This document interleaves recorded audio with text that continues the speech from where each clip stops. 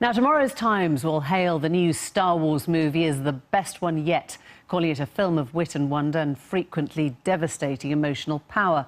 The franchise has come a long way since the much criticised prequels, not least in terms of the revival of its much-loved original characters. At The Last Jedi's very centre, Mark Hamill's Luke Skywalker and Princess Leia, played by the actress Carrie Fisher, who of course died a year ago. The most recent films have also seen the creation of new, powerful female roles. Something inside me has always been there. But now it's awake. And I need help.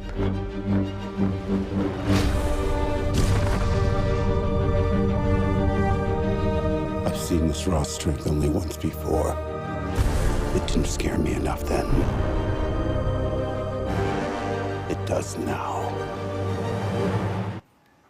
There you go. Joining us now is the film critic Anna Smith, and from Los Angeles is Annalise Ophelian, who's behind the documentary Looking for Leia. One has seen the film, one hasn't, so we have to be very careful here. Annalise, let me start with you. What are you hoping for? I know you're off to a screening as soon as you're off air here. What will you look out for? You know, I'm just excited to see where the story goes. I think that desire to see the next chapter is the sign of really good storytelling, and Star Wars has really good storytelling.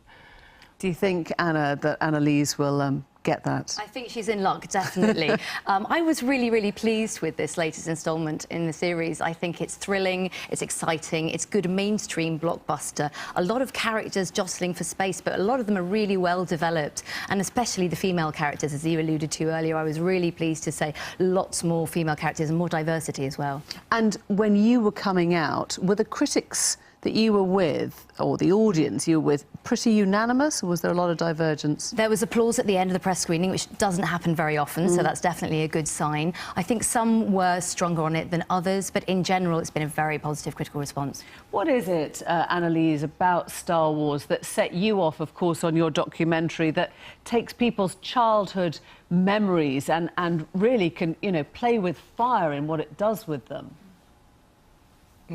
Well, Looking for Leia is looking at the phenomenon of Star Wars fandom from the perspective of girls and women who love the franchise. And so I'm one of those sort of class of 1977 folks. I saw the film, the original film, in the theater when I was 4 years old. In a lot of ways, Star Wars has always been a part of my life. And I think it's one of these central cross-cultural mythologies. I think we can all read ourselves into this story of escapism and adventure, of outsiders fighting their way in, a family of choice. There's a little something for everyone, and at this point, every generation has a Star Wars story, because we've now got 40 years worth of films, so it's intersected with so many different generations, childhoods now into adulthoods.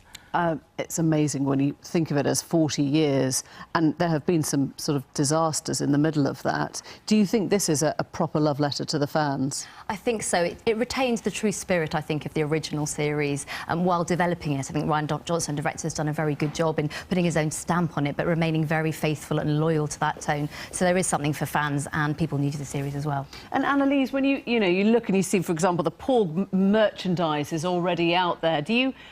I mean, for you, it has a very sort of strong female message, but, you know, does it ever feel that all the kind of branding of it gets in the way? You know, Star Wars is so interesting because, especially now, it's this intersection of cinema and pop culture, but we're not just audience, we're also consumers. And I think that Star Wars fans are acutely aware of that.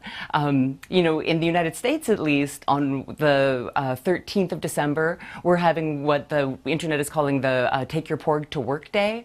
So all these folks, before the film has even premiered in the United States, are going to be bringing their Porg mugs and T-shirts and pins and backpacks and all of this merchandising that we've got. But then Star Wars created the phenomenon of movie merchandising. So it only makes sense that they'd be kind of the best around at doing it.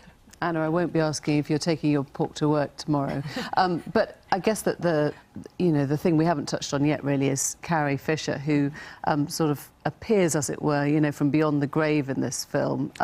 Does it do her justice? It does. It's a very poignant to obviously see her, and it brings sort of an extra layer to the film, really, knowing what subsequently happened. But it's a wonderful tribute, and it is dedicated to her at the end. So it really, and she has a very important part to play in this film.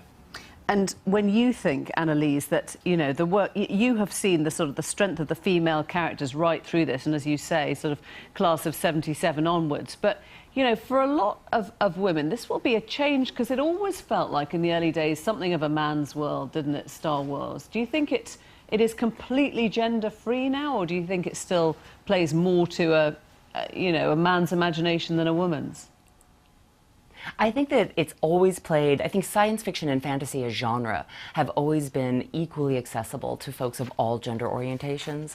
I think we're seeing the cultural permission to express that fandom shift, and that's really powerful. I'm talking to all of these women who consistently tell me these stories about their lifelong fandom or geekdom, but that it's only recently become sort of socially sanctioned and acceptable to show that off. And so I think there's something really exciting about having more and more characters to get to identify with as well. It's great to have you both here. Thank you very much indeed. Thank you.